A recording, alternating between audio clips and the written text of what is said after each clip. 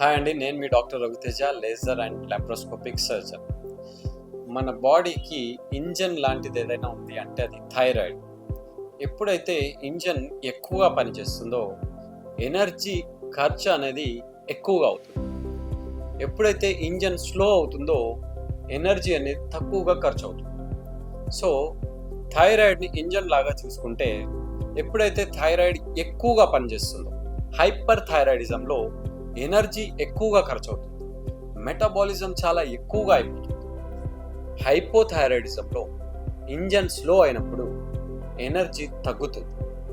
అందుకే patients hypothyroidism ఉన్నప్పుడు మబ్బుగా, మజ్జుగా, డిప్రెస్డ్గా ఉంటారు. హైపర్ థైరాయిడిజం ఉన్నప్పుడు ఆగమాగం, ఇరిటబుల్గా, ఏదో అయిపోతుంది అన్నట్టుగా, ఫాస్ట్గా, ఇరిటేటింగ్గా ఎక్కువగా ఉంటుంది. అండ్ హార్ట్ రేట్కి వస్తే హైపోథైరాయిడిజంలో బ్రాడికార్డియా అంటే స్లోగా కొట్టుకుంటుంది, హైపర్ థైరాయిడిజంలో ఎక్కువగా కొట్టుకుంటుంది. సో ఇది మెయిన్ ఇంపార్టెంట్ థింగ్. థైరాయిడ్ అనేది మన బాడీకి ఒక ఇంజన్ లాంటిది. సో ఈ థైరాయిడ్కి సర్జరీ ఎప్పుడు చేయాల్సి వస్తుంది అంటే ఎప్పుడైతే గొంతు దగ్గర వాపు పెరుగుతుందో, థైరాయిడ్ గ్లాండ్ అనేది సైజ్ పెరుగుతుంది.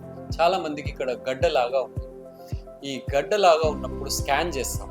అల్ట్రాసౌండ్ స్కాన్లో థైరాయిడ్ సైజు పెరిగింది లేదా ఒక గడ్డలాగా అయింది అక్కడ అని వచ్చినప్పుడు ఒక సూది టెస్ట్ అడ్వైస్ చేస్తాం, FNAC అని. ఈ టెస్ట్ని బట్టి ఎలాంటి సర్జరీ చేయాలి, ఒకే సైడ్ తీయాలా, మొత్తం గ్లాండ్ మొత్తం తీసేయాలా అనే డెసిషన్ చేస్తాం.